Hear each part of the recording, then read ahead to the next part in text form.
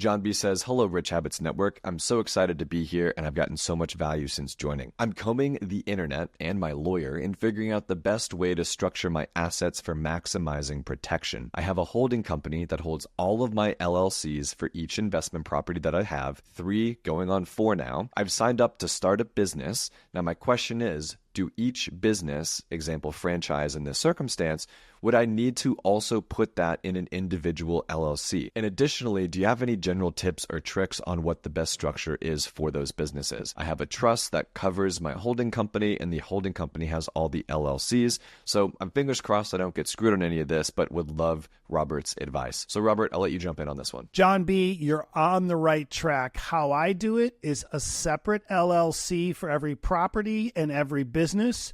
Then those LLCs are wholly owned by the holding company, and then the holding company is wholly owned by the revocable trust. That is the structure I use. That is the structure that all of the wealthiest people I know use. So you are on the right track, and the answer is yes.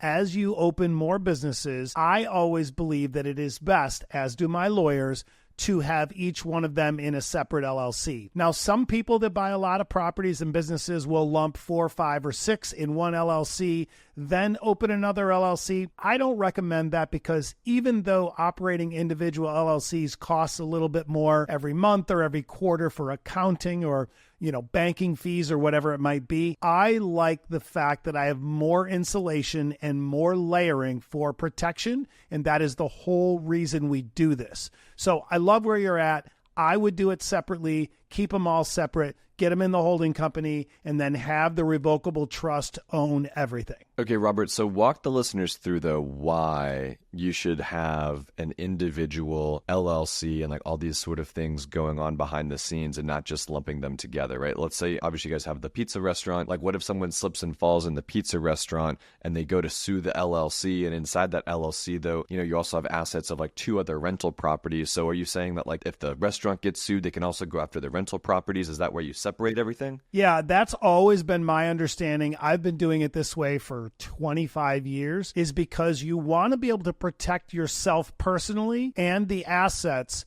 from an inside or an outside attack. So an inside attack could be an employee sues you for something or whatever, and the outside attack could be someone slipping and falling on your property or whatever it may be. So the goal here is to control everything and own nothing. Please, everyone watching and everyone following along, to write that down.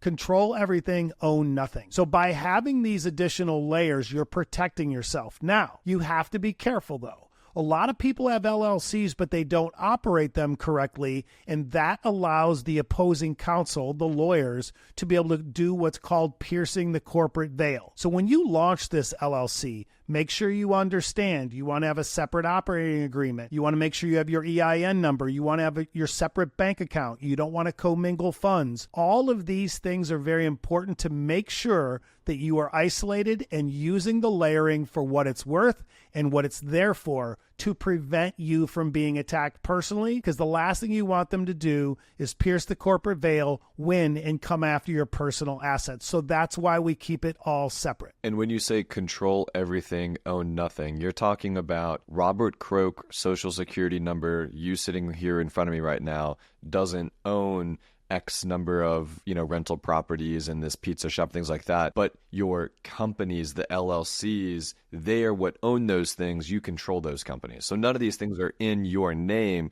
They're in the name of these, LLCs and holding companies and trusts and things like that, of which you control all of those things. 100%, because at the end of the day, you never know, especially as you get bigger and bigger. The old song, "Mo Money, Mo Problems," is definitely something that comes into play, because when you become successful and the word gets out and you're building this big empire, people are going to come for you. They just are. It might be an employee, an ex-employee. It could be an ex-spouse or girlfriend or boyfriend. It doesn't matter. At the end of the day, you just want to structure everything properly so you can stay protected. Now, I want to linger on this just a little bit longer. I know we've been talking about it for a while, but talk to me about, 1, what is an umbrella policy? And 2, are they important when it comes to figuring out the total protection that John B. might be looking for? That is a fantastic question, and I never hear anyone talk about it. And for me, I keep an umbrella policy of $5 million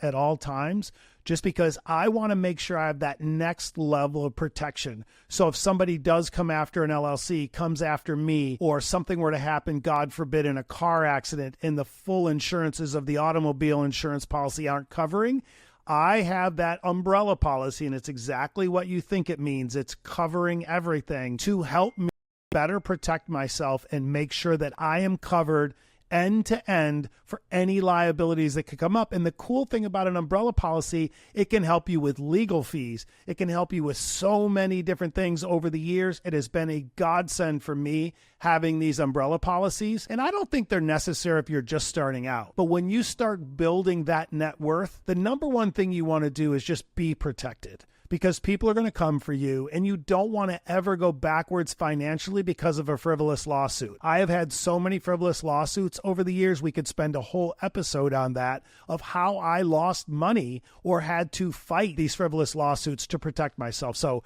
it's very important for John B. and everyone listening, as you're building that empire, make sure you spend the time to understand these things and have them in place so you're fully protected.